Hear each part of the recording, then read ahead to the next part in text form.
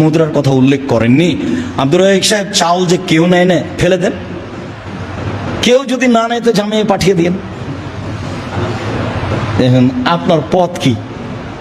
যদি কোনো পথই না পান তো একটা কিছু করবেন, কিছুই যদি না পান তো বাড়িতে রাখা হবে না, ফেলে দেন।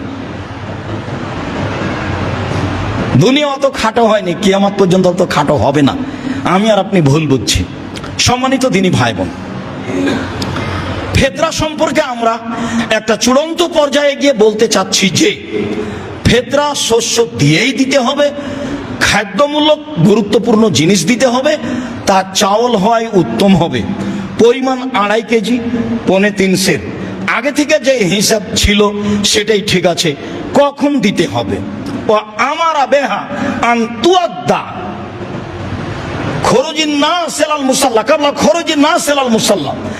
মানুষের ঈদের মাঠে যাওয়ার পূর্বে, আগে যে আপনাদের বাপদাদারা ঈদের মাঠে যাওয়ার পূর্বে ফেতরা বের করতেন, এটাই হুবাহু হাদিস সাথে মিল আছে। এটাই হলো হাদিসের বাস্তব আমল।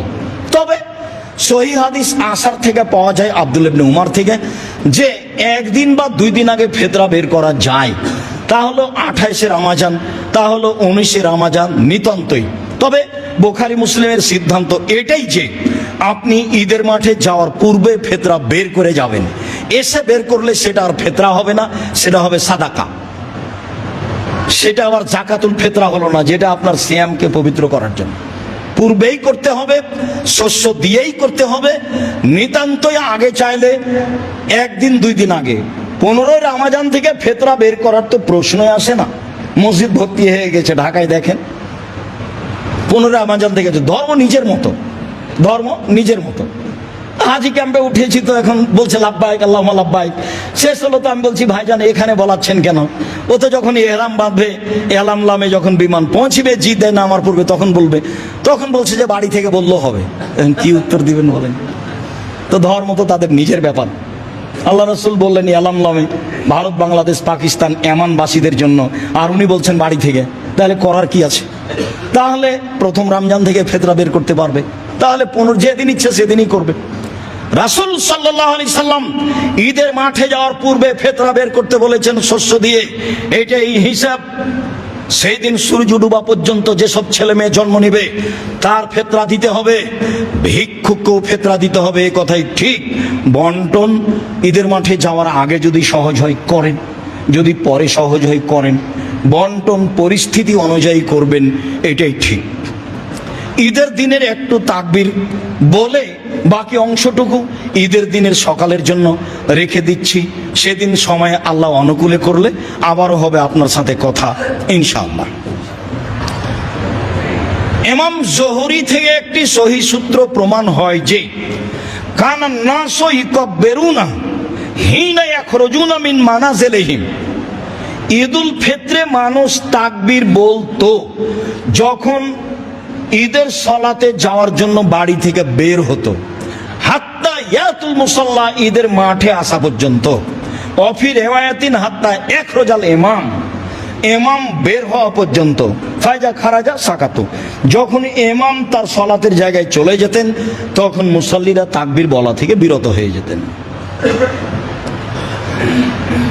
অনেক বর্ণনা এসেছে কানান নবী সাল্লাল্লাহু আলাইহি সাল্লাম ইকাব্বিরু হিনা ইয়াখরুজা হাত্তা ইসাল্লিয়া। আল্লাহ রাসূল তাকবীর বলতেন বাড়ি থেকে বের হওয়ার সময় সালাত শুরু করা পর্যন্ত। এগুলো ঈদুল ফিতর। ঈদুল ফিতরের 3টা সুন্নাত। 1 আল মাসি, পায়ে হেঁটে যাওয়া।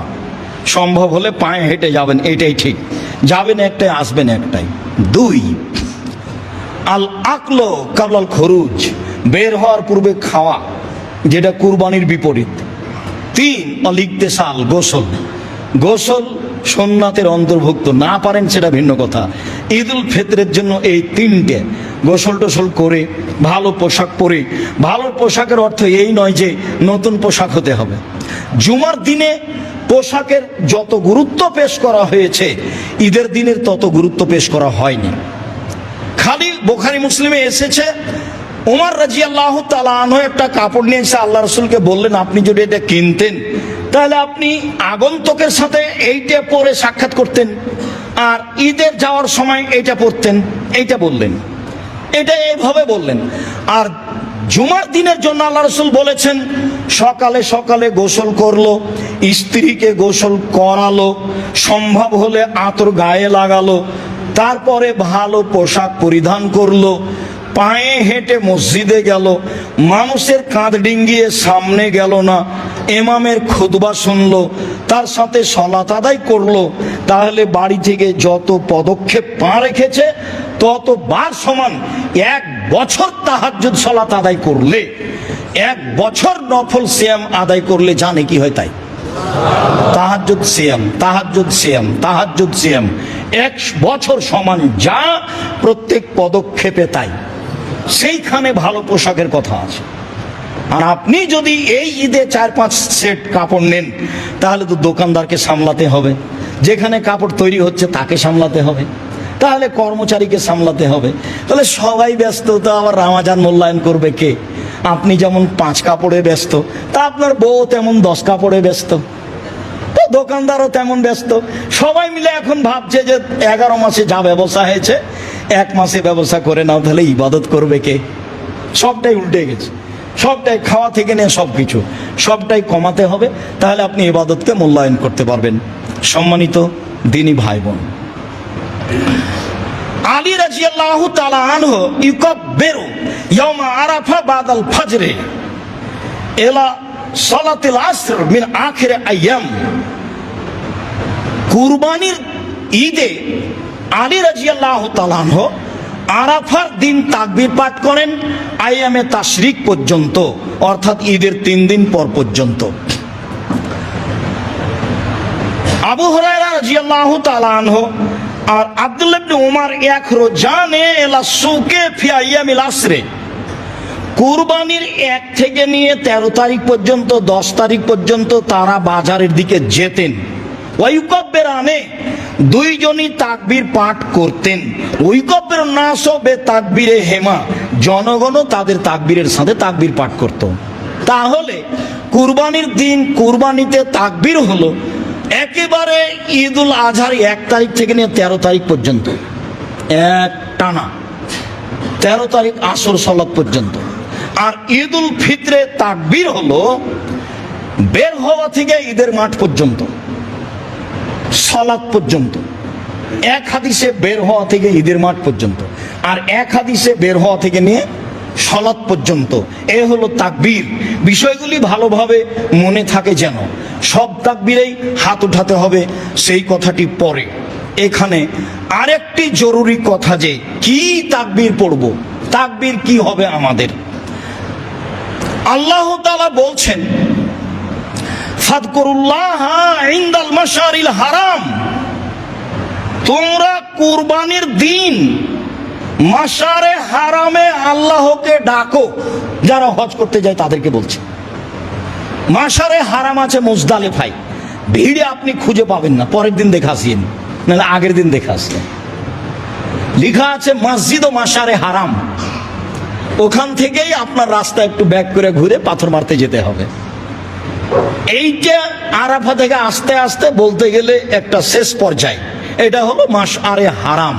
এখানে আশেপাশে হাতিকে ঠেকিয়ে দেওয়া হয়েছিল। আল্লাহ এখানে আল্লাহকে ডাকতে বলছেন। আল্লাহ বলছেন ফাযকুরুহু মা হাদাকুম, তোমরা তাকবীর পাঠ করো যেভাবে আল্লাহ তোমাদেরকে শিখিয়ে দিয়েছেন। আল্লাহ তাআলা বলছেন ওয়াযকুরুল্লাহ ফি আইয়ামিম মাদুদাত, এই দিনগুলিতে তোমরা আল্লাহকে ডাকো, জিকির করো। কি দিয়ে ডাকবো, কি দিয়ে জিকির করব? তাতে স্পষ্ট প্রমাণ আছে এইটুকু যে আব্দুল্লাহ ইবনে উমর ইউকাব্বিরু, আব্দুল্লাহ ইবনে উমর ফি আইয়ামিত তাশরিক, তাশরিকের দিনগুলিতে বলতেন আল্লাহু আকবার, আল্লাহু আকবার, লা ইলাহা ইল্লাল্লাহ, আল্লাহু আকবার, আল্লাহু আকবার ওয়ালিল্লাহিল হামদ। পরে ও আল্লাহু আকবার, আল্লাহু আকবার, লা ইলাহা ইল্লাল্লাহ, আল্লাহু আকবার, আল্লাহু আকবার ওয়ালিল্লাহিল হামদ। হাদিস সহিহ। এইটুকু বোঝা যায় স্পষ্ট। আল্লাহ আকবার কাবীরা, আলহামদুলিল্লাহ কাসীরা, সুবহানাল্লাহ বুকরাতাম ওয়াসিলা, এইটা আমরা এ যাবত প্রমাণ করতে পারি না। এইটা থেকে আপনাকে বিরত থাকতে হবে। সারা দুনিয়া বললেও তাহলে আপনি জিকির কি করবেন? তো জিকির করেন তাহলে, যেহেতু আয়াত দ্বারা প্রমাণ। জিকির কি? সবচেয়ে উত্তম জিকির লা ইলাহা ইল্লাল্লাহ। আফজালু যিকরি লা ইলাহা ইল্লাল্লাহ, সবচেয়ে উত্তম জিকির হচ্ছে লা ইলাহা ইল্লাল্লাহ। বলেন তাহলে কুরবানির 1 তারিখ থেকে ঈদের দিন সকাল থেকে বলেন লা ইলাহা ইল্লাল্লাহ, লা ইলাহা ইল্লাল্লাহ, লা ইলাহা ইল্লাল্লাহ বলেন। সবচেয়ে উত্তম জিকির হচ্ছে সুবহানাল্লাহি ওয়া বিহামদিহি সুবহানাল্লাহিল আযীম, সুবহানাল্লাহি ওয়া বিহামদিহি সুবহানাল্লাহিল আযীম। সবচেয়ে উত্তম জিকির হচ্ছে সুবহানাল্লাহি ওয়া আলহামদুলিল্লাহি ওয়া লা ইলাহা ইল্লাল্লাহু আল্লাহু আকবার। সবচেয়ে উত্তম জিকির হচ্ছে সুবহানাল্লাহি ওয়া বিহামদিহি, যেটা 100 বারের হিসাব আছে। সুবহানাল্লাহি ওয়া বিহামদিহি, এ হলো জিকির। তাহলে স্পষ্ট জিকির আব্দুল্লাহ ইবনে উমর থেকে এইটা, আল্লাহু আকবার, আল্লাহু আকবার, লা ইলাহা ইল্লাল্লাহ, আল্লাহু আকবার, আল্লাহু আকবার ওয়ালিল্লাহিল হামদ, আল্লাহু আকবার কবীরা, আলহামদুলিল্লাহ কাসীরা, সুবহানাল্লাহি বুকরাতান ওয়া আসীলা বলা থেকে বিরত থাকবেন। আরো 5 জনকে বলতে নিষেধ করবেন, কেন এটা ইবাদত। আমার আর আপনার ইচ্ছা চলে না। যেহেতু আল্লাহকে আল্লাহ নিজে ডাকতে বলছেন যে এই দিনগুলিতে আল্লাহকে ডাকো, জিকির করো, তাহলে তো উত্তম জিকির আছে লা ইলাহা ইল্লাল্লাহ। বলেন, সেটার প্রমাণ আছে জিকির হিসাবে। সবচেয়ে জিকির যাতে 4টা কালেমা আছে, সুবহানাল্লাহ, আলহামদুলিল্লাহ, লা ইলাহা ইল্লাল্লাহ, আল্লাহু আকবার। এটা হলো আপনার ঢাল, যা থেকে বিপদে বাঁচা যায়। এটা হলো পিছন দিক থেকে ঢাল, যাতে শত্রু পিছন দিকে ধরতে না পারে। এটা হলো স্থায়ী শতামল, সুবহানাল্লাহ, আলহামদুলিল্লাহ, লা ইলাহা ইল্লাল্লাহ, আল্লাহু আকবার। এটার গুণ হলো 3টে। একটা, সামনে থেকে শত্রু আপনাকে ধরতে পারবে না, এটা ঠেকাবে। 2, পিছন দিকে শত্রু আপনার আসতে পারবে না, এ ঠেকাবে, জাহান্নাম থেকে বাঁচাবে। 3, এটা হলো স্থায়ী সমতা, শতামল। আর ভারী জিকির নেকির পাল্লাই সুবহানাল্লাহি ওয়া বিহামদিহি সুবহানাল্লাহিল আযীম।